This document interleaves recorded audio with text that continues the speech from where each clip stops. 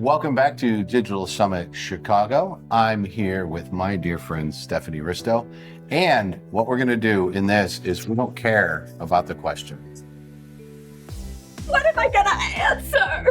So here's where we're going to go with this, Stephanie. First things first. Who are you? What do you do? What did you talk about today during your presentation? Yes, I am. Do I talk to you or to? Talk to me. I'm Stephanie Ristow, Ristow Marketing. I am a fractional CMO, and I help brands that are trying to bridge the gap between marketing qualified leads and actual sales that convert. That's what we talked about today, mapping out what that pipeline looks I mean, that like. giant chasm between what marketing does and what sales done is that HubSpot naturally lets fall on the ground? Those leads? That some that can fall through the cracks, or sometimes we call it patching the leaks, right? Yeah. So making sure that people who've expressed interest are actually getting the follow-up that they need and are actually being nurtured in a way that converts. Awesome. So when we talk about patching leaks, we're talking about, okay, I picture these little rowboats, and I picture we who are marketers who know how to do digital marketing and know how to buy ads, I know how to make my customers money and things like that. But when it comes to patching my own leaks, I'm generally running around with a roll of duct tape. And I'm pretty sure after working with you for a couple of years that duct tape's probably not the answer. So tell me what people should be thinking about, what they should be doing when they're patching their little rowboats. And now, I'm not saying they should call you directly, but you can.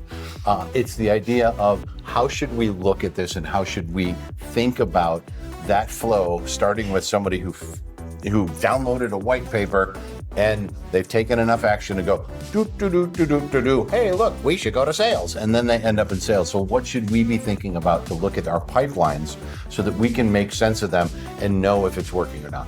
Yeah, absolutely. So the first step is mapping what logically for your business are the key milestones along that pipeline, looking at the benchmarks for what has happened in the past so that you can forward-looking see what is seeing an uptick or a downtick. Now, once you've got those individual points of friction of, getting people to indicate that they're qualified or sales accepting that lead, you can start to see where that significant drop-off is. And I mentioned this on stage today, but I have never worked with a brand that hasn't had a missing link between leads that have been qualified by the marketing team and then moving over to sales. Time to follow up is the most important metric in order to get those to turn into real opportunities. So making sure that the operational logistics are locked in is step number one before you change anything about your marketing programs to ultimately drive those leads in. Awesome. So we've heard a lot about the robots here at this event. Maybe too much. And I think about that at events all the time. When you think about pipelines and you think about funnels and you think about flywheels and all the magic things they tell us to think about in generating pipeline and building lead flow, how much does AI today and or tomorrow have a say in what that's going to mean? It's huge. I'm seeing a huge drop-off of responses and actionable movements made by prospects based on automated actions in our system. AI slop. Yeah, okay. So yes, AI slop is a huge problem. Nobody trusts what's in their inbox anymore. And so the real person-to-person, seeing the white of your eyes is going to be like the most important So thing. I'm going to break this up and say, okay, because I've tried cold outreach on several occasions. We can make it work. We're better than everybody else. We want to make it work for you. And sometimes when your own marketing isn't quite where you want it to be, you want to try something and you're willing to spend some money or spend some time to do it. Cold outreach is a miserable failure. The only thing, I laugh about this, and it's not true entirely, but I say that the only thing AI has gotten me is more spam. And that's true. So tell me about the ideas of cold outreach, warm outreach, and then I want you to dovetail that whole thing into this idea that HubSpot has rebranded inbound into Unbound. Don't get me in trouble with HubSpot because I use them a lot. I will not get you in trouble with HubSpot. In fact, I've got a direct line to the former CEO through a friend of a friend. Yeah. So maybe.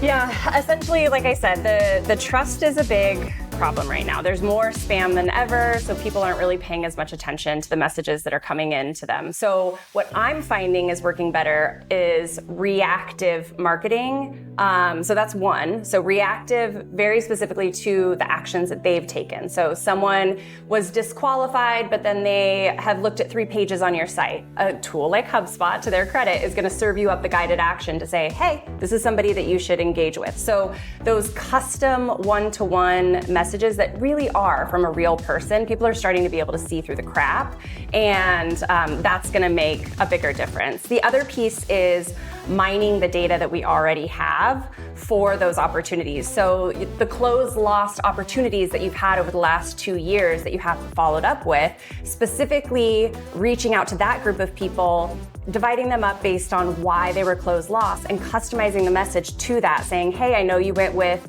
such and such brand. It's been 6 months, 12 months, wanted to find out how things are going, if there's anything that I can help with. So looking for those micro opportunities within the existing database is gonna be huge, because so much AI slop is out there that people are just not paying attention to the general stuff anymore. Did that answer your question? You skipped the unbound part. Yeah, I did. She's running away from it. You see what's going on here? I'm not stopping in it at their new shoes. She's got her nice white kicks on. She's not stepping. It's like, I'm staying away from that. Yeah. Inbound, change 1 letter. I mean, It's a brand new conference. and I've said this before to you, but there's funnels, there's flywheels, there's infinity symbols. It's all just a construct for visualizing the process that your customer takes, right? If you have a one and done customer journey that's with fee, I wish.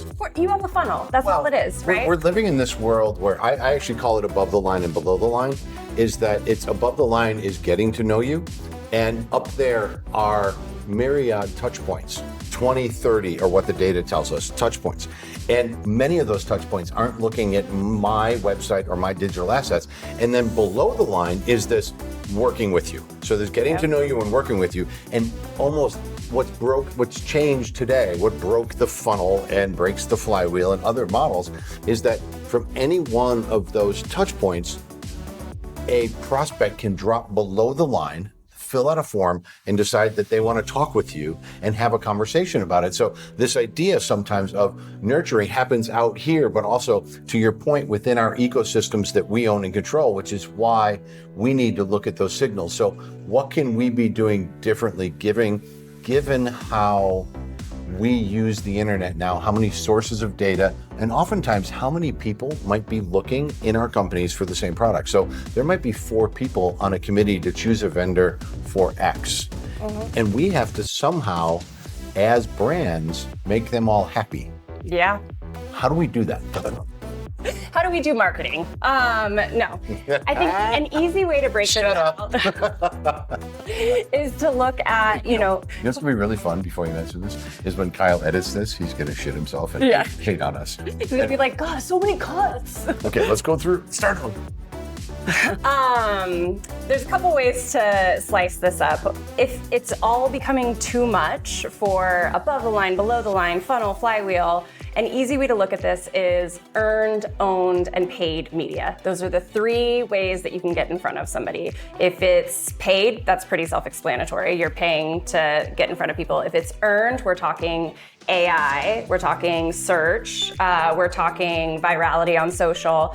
Owned, that's our website. Those are our assets, the things that we can push out. That's also email, right? So once somebody has come into our database, now we own the ability to reach out to them. And it's up to us to optimize how we're gonna actually do that. Stephanie, final question. Yes. You're not an amazing marketer. You're not a fractional CMO. What job are you doing? What is your career if you're not if these I'm things? not. If you're not. I didn't say you weren't. You did, though. Did I? You are not an amazing marketer. Stephanie, You are not a fractional CMO. It's like, well, what am I? Darn it. Okay, Stephanie, in a world where you are not an amazing marketer, what is your dream job? Clinical psychologist. I love picking apart other people's opinions. Which is probably why I'm in marketing, if I'm being honest. Yeah, absolutely. The psychology plays such a role in what we do. Yeah, it really does. Awesome. And we're all broken. So. In more ways than one. Thank you, Steve. Thank you so much.